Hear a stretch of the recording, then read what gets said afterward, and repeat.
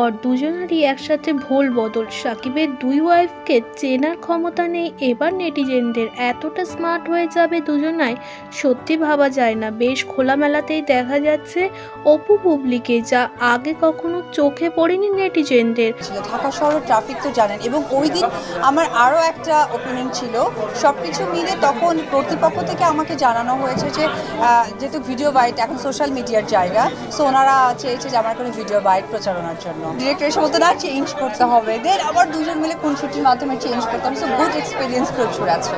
অপু বিশ্বাসকে দেখা গেল এবার একটি ব্ল্যাক কালার ড্রেসে, যেখানে এক্সপোজ করছে তিনি, যেটি দেখে অনেকেই ভুলভাল মন্তব্য করেছে নায়িকাকে। এভাবে খোলামেলাতে দেখা যায়নি আগে অপু বিশ্বাসকে। ইদানিং তাকে ওয়েস্টার্ন ড্রেসে বেশি দেখা যায়, সঙ্গে তাকে এক্সপোজ করতেও বেশি দেখা যাচ্ছে, যা একদমই পছন্দ না অপু ভক্ত থেকে বুবলি ভক্ত। অনেকেই বলছে অপু যেন দিন দিন নির্লজ্জ হয়ে যাচ্ছে।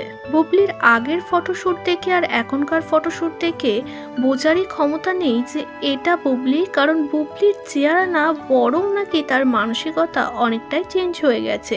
বুবলি আগে লেহেঙ্গার শাড়ি বা সালোয়ার কামিজে বেশি থাকতো, তবে এখন নায়িকার ফটোশ্যুটে হেল অ্যান্ড হেভেন ডিফারেন্স। নায়িকাকে চারিদিক থেকে এক্সপোজ করতে দেখছে তার দর্শকেরা।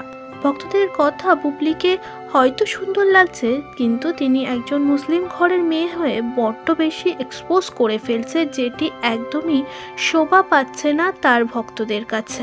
আচ্ছা, আপনারাই বলুন, অপু নাকি বুবলি কে বেশি এক্সপোজ করছে বলে আপনাদের মনে হয়?